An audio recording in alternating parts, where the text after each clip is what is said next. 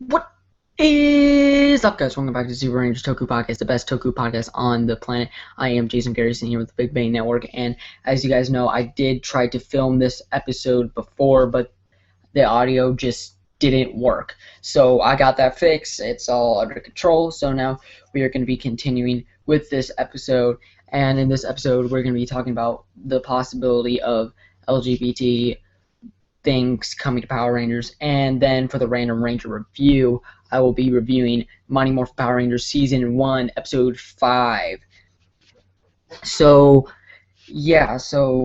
Writer had this segment in the animation block last week called LGBT in Kids Cartoons, and he basically talked about LGBT characters and stuff in cartoons, like Steven Universe and all that stuff like that.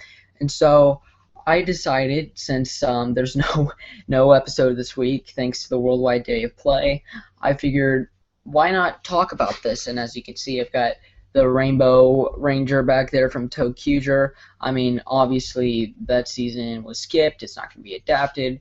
But I kind of feel like this would be the best season to actually put that in if you wanted to have LGBT characters in Power Rangers. Now we're going to be talking about if there will be any LGBT characters in Power Rangers. Should there be LGBT characters in Power Rangers? And all that stuff. So let's go over the topic of will there be LGBT characters in Power Rangers? To start off, maybe if they were to do an LGBT character in Power Rangers, because it wouldn't be a first for Nickelodeon, because they did do that in The Legend of Korra, because near the end of The Legend of Korra, Korra kind of got into a relationship with another one of the female protagonists. So, I mean, don't get me wrong, The Legend of Korra is more of an adult-centered show. I mean, don't get me wrong, it's made for kids, sort of, but, I mean, mostly adults watch that show, right? Or, like, teenagers.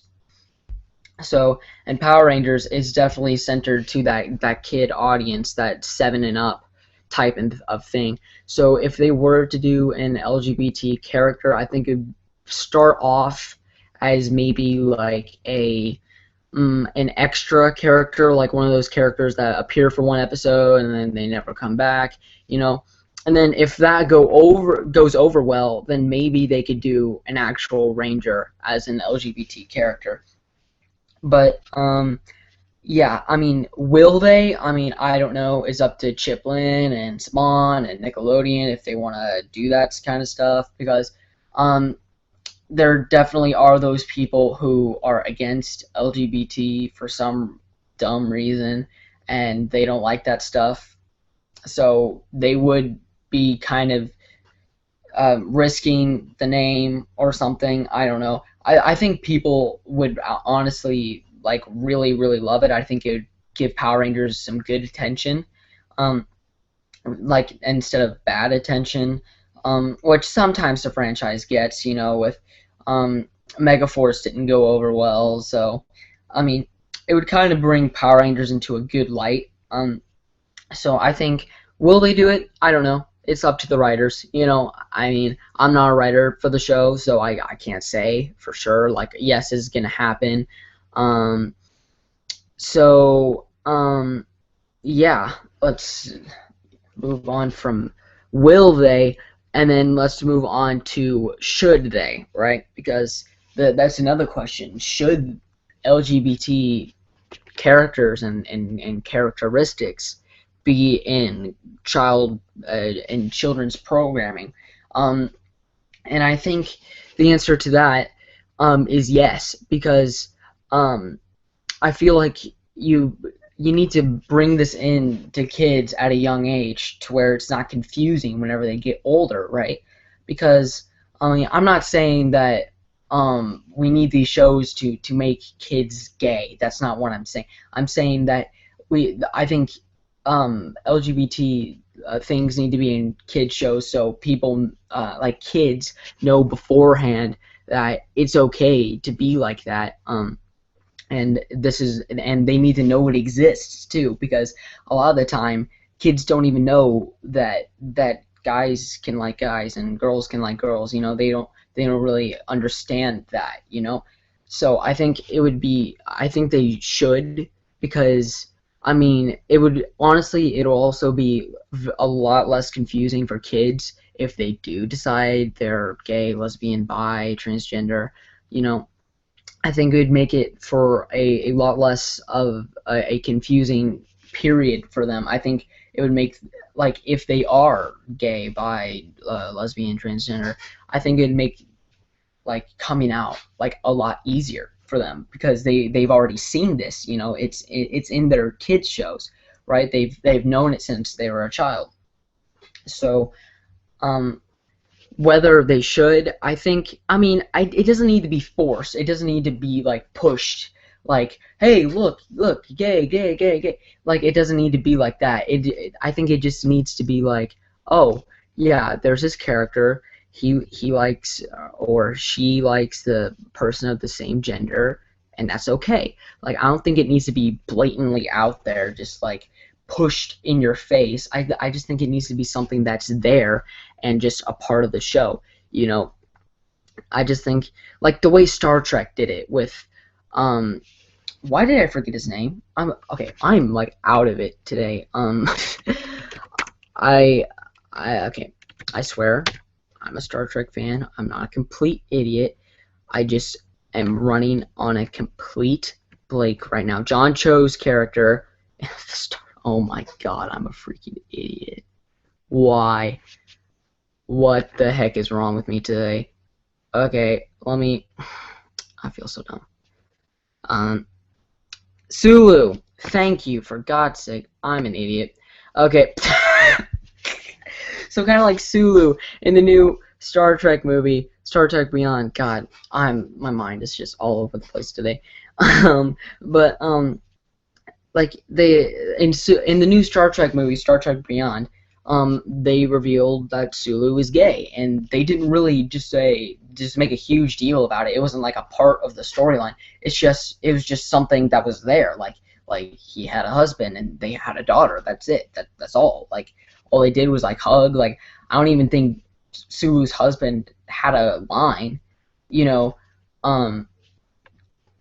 So I think it would need to be something like that, to where it's just there. It doesn't need to be like a huge storyline in the show, right? I think it just needs to be something that's there. It's just a part of the show, and it's just it's just a thing, because that's kind of how it is in the world. Like, it's just a thing now. It's relevant now, and it's legal now in all states, whether people like it or not.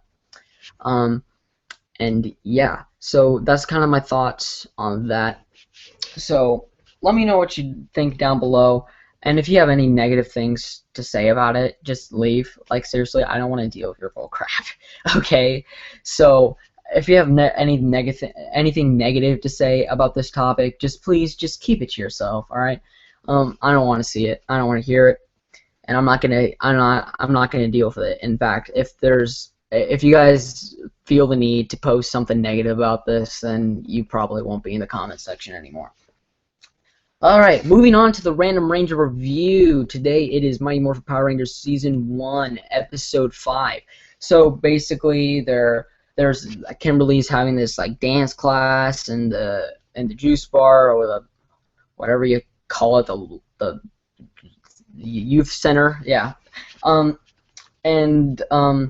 This deaf girl accidentally bumps into this girl, and the girl gets mad because she doesn't know she's deaf, obviously. But even then, she was being a kind of a jerk, even if she wasn't deaf. That like the girl who she accidentally bumped into, complete jerk. Like, it wouldn't matter if she was deaf or not. If you acted like that to somebody, you're a jerk. But anyway, so eventually they become friends. She apologizes for snapping on the deaf girl because she's deaf. So they decided to go out and hang out. They're gonna go to the non-deaf girl's house. And then one of Rita's monsters has his, like, hypnotizing accordion thing, and it basically, if you hear the sound, it hypnotizes you and it makes you do whatever you want or whatever the monster wants. And at one point, it's really weird. Okay, at one point, like the monster is making the girls just dance around and stuff. I don't know. I really don't think that would be okay for a current day episode of Power Rangers. But you know, it was the '90s. Whatever. It's a little weird. I mean, don't get me wrong. In, in Dino Supercharged, we got a girl being cooked into a burrito so Snide can eat it.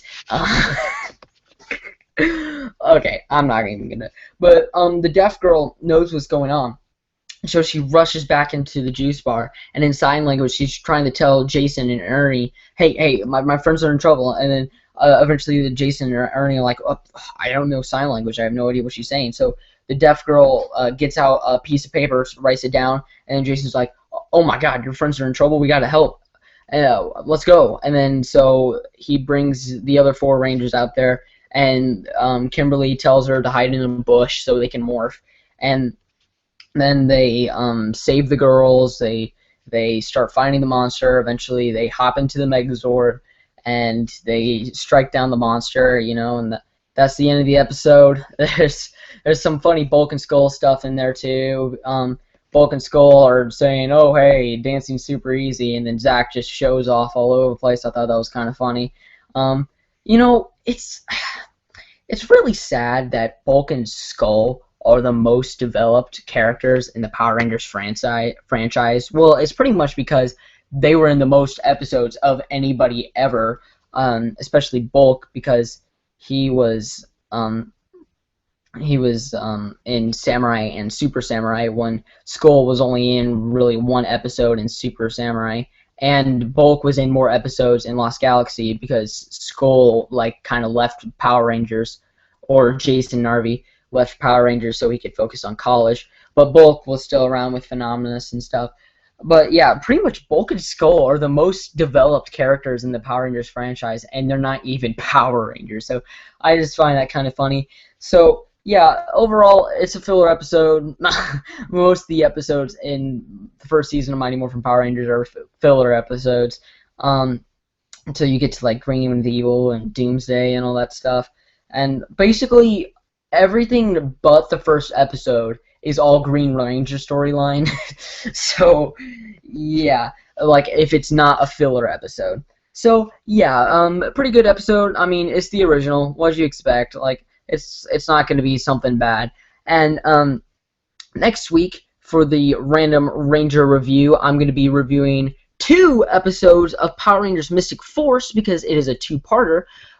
Power Rangers Mystic Force episode 28 and 29. I forgot the episode title, so I'm going to try and look that up for you guys. But, yeah, while I'm doing that, I guess I'll just talk a little bit. So yeah, there was no episode of Power Rangers Dino Supercharged today. It was it was a bummer because I'm pretty sure this week's episode Doomwing was actually supposed to appear, so that kind of stunk. I was really looking forward to that. I was talking to Ryder saying, yeah, you gotta watch this week's episode of Dino Supercharged. Doomwing's actually gonna appear. He's like, oh really? I'm super pumped. And then the Worldwide Day of Play happens. Oh man, it was a bummer, but oh well, it's fine. So the episode is titled Light Source Part 1 and Part 2, so look forward to that coming next week here on the Super Rangers Toku podcast. Thank you guys so much for watching the Super Rangers Toku podcast. I am Jason, signing out from the Big Bang Network, and see you guys tomorrow for another episode of the Super Rangers Toku podcast. Peace out, guys. Bye-bye.